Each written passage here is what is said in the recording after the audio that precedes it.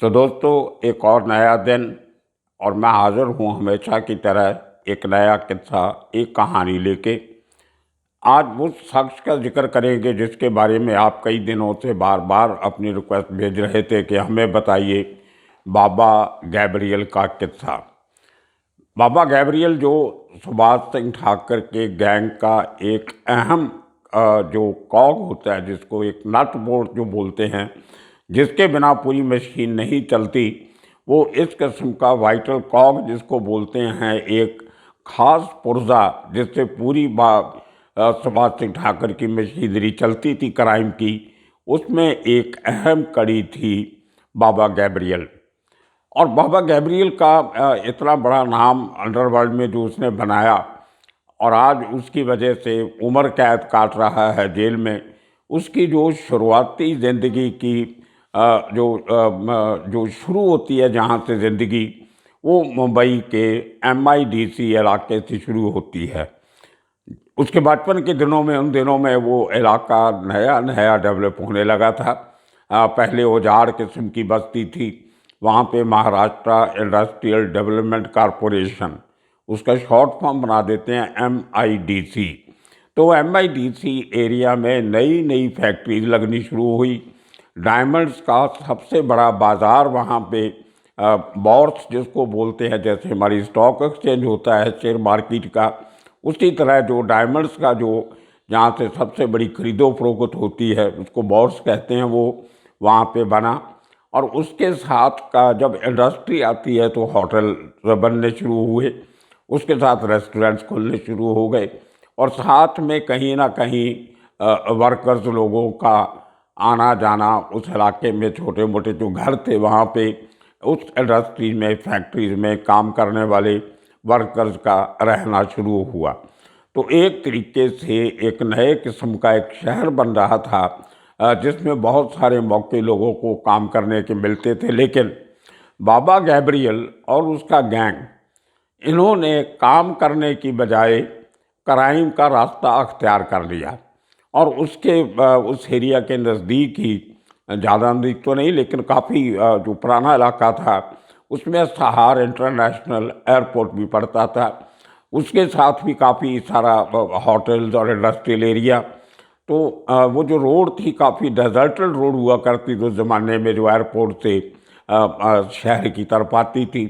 तो इन लोगों का वहाँ पे एक जो गैंग था, वो कोई 10-11 गैंग थे उस गैंग से उस इलाके में, एयरपोर्ट से लेके MIDC तक, जिनका मेन जो काम होता था वो पैसेंजर्स को लूटना या दुकानदारों को लूटना। तभी बड़े दुकानदार थे जो वो अपना दिन भर की कमाई जो होती थी उसको शाम को या सुबह जो बैंक के साथ उनका टाइम फिक्स होता था, वो अपना कैश लेके बैंक में जमा करवाते थे, या दूसरी किस्म के लोग जिनको कैश की ज़रूरत होती थी वो निकाल के लाते थे। तो तभी बैंक में खुद जाना पड़ता था, कैश लेके आना पड़ता था। आज की तरह क्रेडिट कार्ड पे जहाँ इंटरनेट के थ्रू पेमेंट नहीं होती थी। तो काफ़ी सारा सामान जो था, डायमंड्स की मूवमेंट, सोने चांदी की मूवमेंट, कैश की मूवमेंट, और इंटरनेशनल एयरपोर्ट से अमीर लोगों का विदेश से आना, जिनमें हिंदुस्तानी और विदेशी दोनों शामिल होते थे। यहाँ एयरपोर्ट को जाना, बाहर जाना है तो भी आपके पास पैसा होता है, कीमती सामान होता है। बाहर से आते हो तो आप बाहर से सामान लेके आते हो। तो एक रेडीमेड एक मटेरियल मिलता था इनको क्राइम करने के लिए, उन गैंग्स को। तो काफ़ी सारे गैंग वहाँ पे लूट मार के उस इलाके में सक्रिय थे, जिसको हम रॉबरी भी कह सकते हैं, डकैती भी कह सकते हैं, और लूट मार भी कह सकते हैं। तो इस किस्म का क्राइम जो पनपता था, उनमें से एक गैंग था एक नासिर नबी का, और उसका साथी थे उसके 10-12 साथ में। दूसरा बड़ा गैंग और थे, जैसे मैंने कहा 10-11 गैंग वहाँ पे सक्रिय थे। दूसरा बड़ा गैंग था वहाँ पे बाबा गैब्रियल और उसके साथियों का, जिनमें बाद में एक स्टेज पे जाके उसका अपना भांजा भी साथ में गैंगस्टर बना। उसका भी एनकाउंटर हुआ, वो किस्सा बाद में सुनाऊंगा, बहुत इंटरेस्टिंग केस है वो भी। उसकी माँ भी हाई कोर्ट तक गई थी अपने बेटे के एनकाउंटर के खिलाफ। खैर, तो बाबा गैब्रियल क्रिश्चियन फैमिली को बिलोंग करता था। माबेन इनका सरनेम था।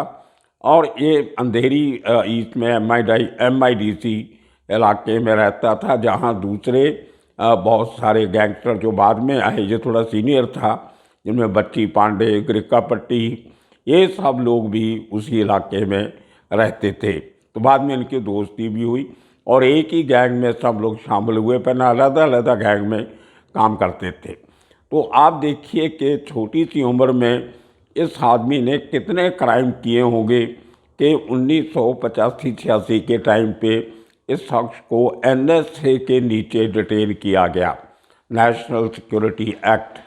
उसके नीचे डिटेंशन जो इसकी 1 साल की थी, वो करने के बाद इसकी ये जो डिटेंशन थी वो एक्सटेंड की गई, लेकिन वो एक्सटेंशन जो थी वो कोर्ट ने मंजूर नहीं की और इसको छोड़ना पड़ा।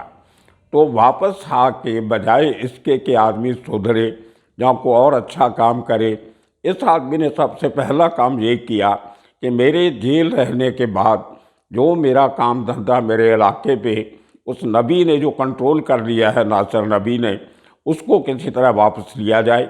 और उसके लिए ये था कि नासिर नबी को रास्ते से हटाया जाए। तो ये 10-12 लोगों ने नासिर नबी के घर पे जाके उसको बाहर निकाला, उसको खींच के दूर लेके गए तलवारों से। उस जमाने में बंदूक का, गोली का रवाज नहीं था, तलवार चाकू थोड़ा चलती थी। तो उसको तेज़ धार हथियारों से इतना अटैक किया, उसको बुरी तरह मारा। और उसके 2 साथियों को, एक का नाम से बालन था, उनमें वो काफ़ी इंजर्ड हुआ था, उनको मार मार के उसको फिर कंधे पे उठा के 250 गज वो आगे भागता रहा, तो अब तकरीबन 1 फरलांग, तो वहाँ तक उसको मारते मारते लेके गए। और वहाँ से जब देखा कि मरने वाला हो गया, उसको उठा के वापस ला के उसके घर के बाहर दरवाजे पे उसको फेंक के चले गए। वो लक्की था शायद, उसको लेके हॉस्पिटल गए उसके घर वाले, तो शायद बच गया था, बाद में फिर मर गया वो। लेकिन ये इतनी दहशत, इतनी क्रूरता, इतनी ब्रुटैलिटी से इसलिए मारा उसको ताकि और कोई गैंगस्टर आने वाले दिनों में उनके सामने खड़ा होने की हिम्मत ना करे। तो ये कई बार आप हैरान होते होंगे कि गैंगस्टर जो हैं इतना खून खराबा क्यों करते हैं। खून खराबे के 2 कारण होते थे, एक अपनी टेरिटरी को या अपने फील्ड ऑफ ऑपरेशन को बड़ा करना, उसका दायरा बड़ा करना, और दूसरा विरोधियों के मन में, दिल में इतनी डर, इतनी दहशत फैला देना कि उनके सामने खड़ा होने की कोई हिम्मत ना करे। ये अंडरवर्ल्ड का पहला कानून है, पहली क्लास है जो इनको सीखनी पड़ती है इस खून खराबी की दुनिया में सरवाइव करने के लिए। तो वहाँ से आके NSA डिटेंशन से वापस आके बाबा गैब्रियल का ये सबसे पहला बड़ा क्राइम उसने किया। और इसके बाद वो उसको MIDC में, तभी मैं आज ही सुबह बात कर रहा था, AC पे रिटायर हुए हैं बिलासपुर पे, तभी वो सब इंस्पेक्टर थे, उन्होंने फिर जाके उस केस की तहकीकात की, तो इस बाबा गैब्रियल को पकड़ा और फिर इसको डिटेन किया, अरेस्ट किया। बाद में बेल हुई होगी। पूरे गैंग को अरेस्ट किया उन्होंने, काफ़ी रिस्क लिया। तो टूपे साहब आज बताओ, उन्होंने किताब भी लिखी है, एक डिटेक्शन ऑफ क्राइम, उसमें इस किस्से का जिक्र भी किया हुआ उन्होंने अपनी किताब में, छोटा सा एक पार्ट उसमें बाबा गैब्रियल उसके गैंग का है। खैर, तो वहाँ से इसका एक जो नाम हुआ, उसके बाद इसके साथ लोग जुड़ने शुरू हुए, बच्ची पांडे, ग्रिका पट्टी, और तभी सुभाष सिंह ठाकर भी उस नज़दीक के एरिया में कालियान थानी के साथ उसका चेला बना हुआ था, वो भी क्राइम की सीढ़ियाँ चढ़ने लगा था। और 85 में उसके साथ जो सुभाष सिंह ठाकर का जो फतेह सिंह गायकवाड़ के साथ एनकाउंटर होता है, उसमें इंजर्ड होता है, तो उसकी वो एक तरह से अंडरवर्ल्ड में बहादुरी मानी गई कि सुभाष सिंह ठाकर शायद पहला ऐसा आदमी होगा जो एनकाउंटर के बाद 3 गोलियां खा के भी बच गया। तो ये उसके उस किस्से के बाद ये सब लोग जो उससे थोड़े कुछ सीनियर भी थे, कुछ जूनियर भी थे उम्र में, ये बाबा कालियान थानी के जेल में जाने के बाद सुभाष सिंह ठाकर एक तरह से उस गैंग का लीडर बना और सब लोगों ने उसको अपना गुरु मान के, उस्ताद मान के उसके साथ काम करना शुरू किया। और जैसे आपको मालूम है, बहुत किस्तों में जिक्र कर चुके हैं हम लोग एपिसोड में, कि सुभाष सिंह ठाकर जो था वो इंडिपेंडेंटली अपना गैंग लेके चलता था, किसी दूसरे बड़े गैंग के साथ नहीं मिलता था। दोस्ती सबसे रखता था, सब गैंग के जो मुखिया थे उनके साथ उसकी मित्रता थी, और वो जहाँ से उसको पैसा मिलता था उनका काम कर देता था। वो हमेशा कहता था गुलामी किसी की नहीं, नीलामी सबके लिए, जो ज़्यादा पैसा देगा उसका काम करेंगे। तो ये लोगों ने, बाबा गैब्रियल और इन लोगों ने, सब ने बच्ची पांडे, किशोर गरिकापट्टी और इस किस्म के और काफ़ी सारे लोग, इन्होंने सुभाष सिंह ठाकर का गैंग शामिल किया। और उसके बाद आपको मालूम है क्या क्या कांड इन्होंने नहीं किए। सबसे बड़ा कांड जे हॉस्पिटल का, उसमें जाके फायरिंग की, उसमें जेल के ऊपर केस चला। उसके पहले सुभाष सिंह ठाकर की गैर हाजिरी में इन्होंने का और जो बड़ा क्राइम था वो उल्लासनगर में उस समय जो सबसे बड़े पॉलिटिशियन थे उनका मर्डर किया पप्पू कलानी के साथ मिलके। उस केस में भी बाबा गैब्रियल को इसके साथियों के साथ उम्र कैद की सज़ा लगी हुई है, और आज तक वो उसी केस में, उल्लासनगर वाले केस में पप्पू कलानी के साथ उम्र कैद की सज़ा काट रहा है। उसका भी अजीब किस्सा है। लोअर कोर्ट ने इनकी सज़ा जो थी वो काफ़ी कम रखी हुई थी। वो कम सज़ा के खिलाफ वो जो भतीजा ब्रदर्स मारे गए थे, उनका जो एक छोटा भाई जिंदा था, कमल शायद उसका नाम था, उसने सुप्रीम कोर्ट तक केस लड़ा कि मेरे रिश्तेदारों के मर्डर में इनकी जिस सज़ा जो कम की गई है वो नहीं होनी चाहिए, और इनको लंबी उम्र कैद होनी चाहिए जो मरने तक बाहर नहीं निकले। तो सुप्रीम कोर्ट में जाके उस शख्स ने केस जीता, और उसके पहले जो इनकी बेल हो चुकी थी पेंडिंग फाइनल जजमेंट, वो बेल भी कैंसिल हुई। सुप्रीम कोर्ट ने इनको इमीडिएटली अरेस्ट करके जेल में डालने के हुक्म भी दिए। और उसके देखिए, उसके पहले बेल लेने के लिए बाबा गैब्रियल ने क्या किया। जब डिटेंशन में औरंगाबाद पुलिस स्टेशन में जेल में था, तो वहाँ से जब इसको पैरोल मिलती थी 6-7 महीने के बाद, कुछ दिनों की, ये बराबर पैरोल से अपने घर आता था, रह के शांति से बिना कोई क्राइम किए वापस तरीक पे, असली तरीक पे जेल में हाज़िर हो जाता था। तो 18 बार इसने इस किस्म की पैरोल ली, टाइम पे आया, टाइम पे गया, और उसके बीच में जो पुलिस स्टेशन में हाज़िरी लगवानी होती थी वो भी लगवाई। तो देखिए, औरंगाबाद जेल के सुपरिटेंडेंट ने इसको एक करैक्टर सर्टिफिकेट दिया कि he is an model prisoner. ये एक बड़ा शरीफ किस्म का कैदी है, ये कानून की पालना करता है, और इसको जो परमानेंट बेल दे देनी चाहिए, क्योंकि इतने सालों में इसका रिकॉर्ड जेल में और जेल के बाहर बहुत अच्छा है। कमाल की बात है, लोग दर्जनों मर्डर करने के बाद जब उनको सज़ा होती है, और सज़ा होने के बाद जेल का सुपरिटेंडेंट इनको गुड करैक्टर सर्टिफिकेट देता है। ये हमारी कानून व्यवस्था है। लेकिन सुप्रीम कोर्ट ने वो जेलर का सर्टिफिकेट नहीं माना, उसकी बेल कैंसिल की, और आज के दिन में वो पप्पू कलानी के साथ जेल काट रहा है। तो ये किस्सा था बाबा गैब्रियल का।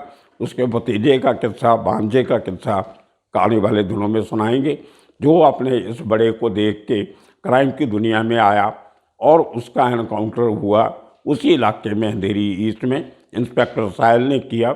और अब देखिए कि एक परिवार में जब एक बड़ा क्रिमिनल बन जाता है, तो उसको देख के उसके जो रिश्तेदार होते हैं वो भी कुछ ना कुछ उसी किस्म के काम करने लगते हैं जो उनके बड़ों ने किए होते हैं।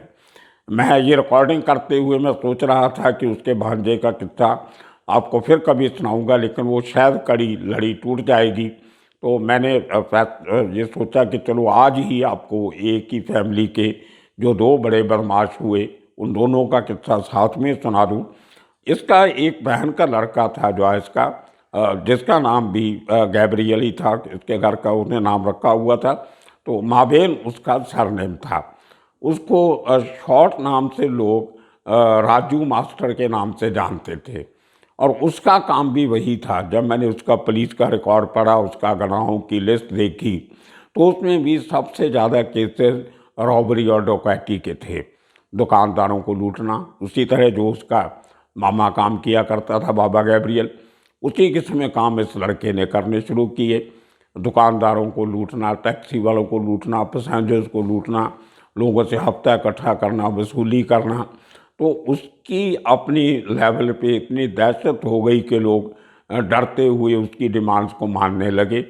उसके दो कारण थे, एक तो अपना उसका बड़ा गैंग था, तलवार हथियार लेके चलता था, गोल उसने तो रिवाल्वर भी रखना शुरू कर दिए थे, यंग एज से हथियार रखने शुरू कर दिए। और दूसरी तरफ उसका जो एक रिश्तेदार था बाबा गैब्रियल, उसका बहुत बड़ा नाम बन चुका था अंडरवर्ल्ड में।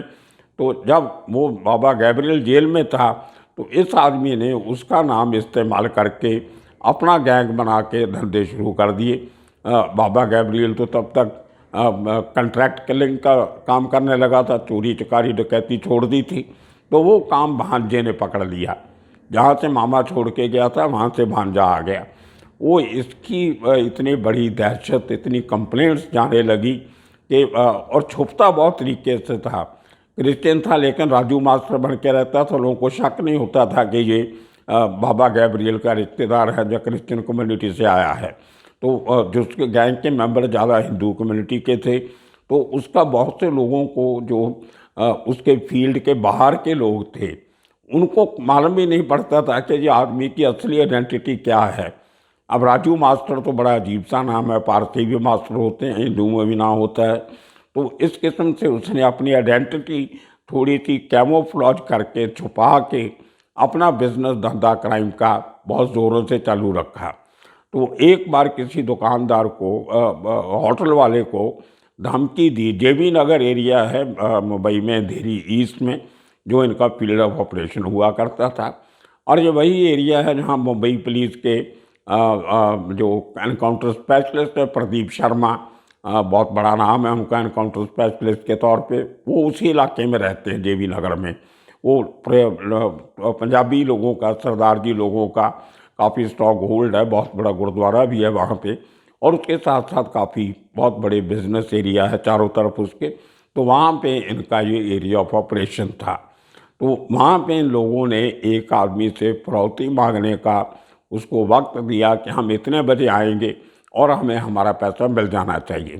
तो उस बात की खबर उस ज़माने में जो इंस्पेक्टर थे पुलिस के, जगदीश सायल, उनको खबर लगी।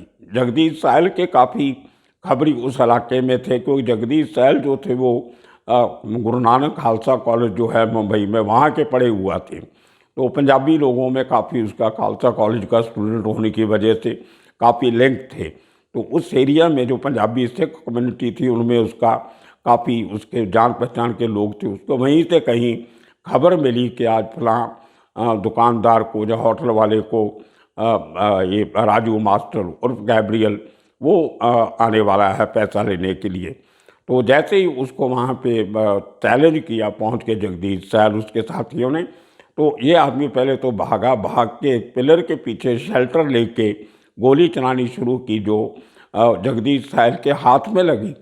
हाथ एक तरफ से लग के दूसरी तरफ से निकल गई बाहर हाथ से।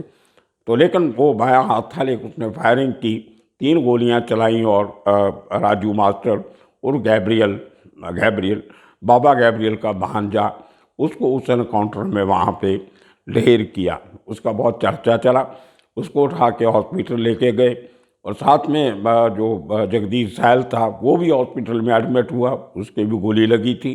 तो ये जगदीश सैल वही है जिसने उसके पहले रमेश हेगड़े का एनकाउंटर किया था, जो बहुत बड़ा क्रिमिनल था, अमर नायक का बहुत बड़ा था, उसके गैंग का मेंबर था, शार्प शूटर था। और एक राजू करके था, राजू बाजे, उसका भी एनकाउंटर किया, जो दत्ता साहब जिसका किस्सा मैंने सुनाया, ट्रेड यूनियन लीडर थे, उसके मर्डर में जो इन्वॉल्व था राजू बाजे, उसका एनकाउंटर भी जगदीश सैल ने किया था। तो ये किस्सा था कि एक फैमिली के 2 मेंबर कैसे क्राइम की दुनिया में जाते हैं, एक पुलिस एनकाउंटर में मारा जाता है और दूसरा जेल में चक्की पीस रहा है। तो ऐसी चीज़ों से समाज को छुटकारा मिलना चाहिए, और आने वाले दिनों में इस किस्म के और किस्से कहानियाँ लेके फिर हाजिर होंगे। तब तक के लिए आप सबका शुक्रिया, धन्यवाद।